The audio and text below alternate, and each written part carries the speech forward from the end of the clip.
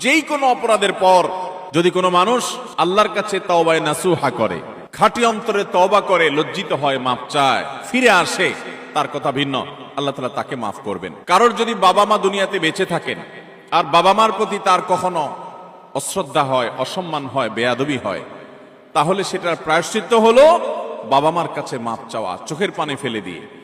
যতক্ষণ পর্যন্ত অন্তর থেকে তারা ক্লিয়ারেন্স না দিবেন যে ঠিক আছে তোমার ব্যাপারে আর কোনো দুঃখ আমার অন্তরে নেই, ততক্ষণ পর্যন্ত মা বাবার কাছে ক্ষমা চাইতে থাকা, এটা হলো এই অপরাধের তওবা। এখানে শুধু মুখে আস্তাগফিরুল্লাহ বললে কখনো তওবা হবে না, বরং মা বাবার কাছে মাপ চাইতে হবে। আপনি যদি আপনার স্ত্রী সন্তানদের সামনে মা বাবার সামনে বেয়াদবি করেন, তাহলে তাদের সামনেই আবার তাদের কাছে মাপ চাইতে হবে। আপনি যদি কারোর সামনে বাবা মাকে অসম্মান করে থাকেন, তাদের কোনো নির্দেশ লঙ্ঘন করে থাকেন, তাচ্ছিল্য প্রদর্শন করে থাকেন, ওই মানুষগুলোর সামনেই আবার আপনাকে প্রায়শ্চিত্ত করতে হবে।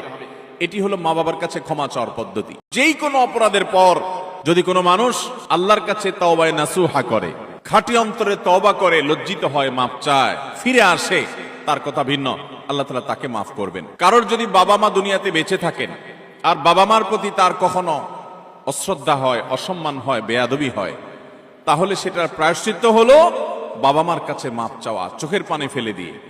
যতক্ষণ পর্যন্ত অন্তর থেকে তারা ক্লিয়ারেন্স না দিবেন যে ঠিক আছে তোমার ব্যাপারে আর কোনো দুঃখ আমার অন্তরে নেই, ততক্ষণ পর্যন্ত মা বাবার কাছে ক্ষমা চাইতে থাকা, এটা হলো এই অপরাধের তওবা।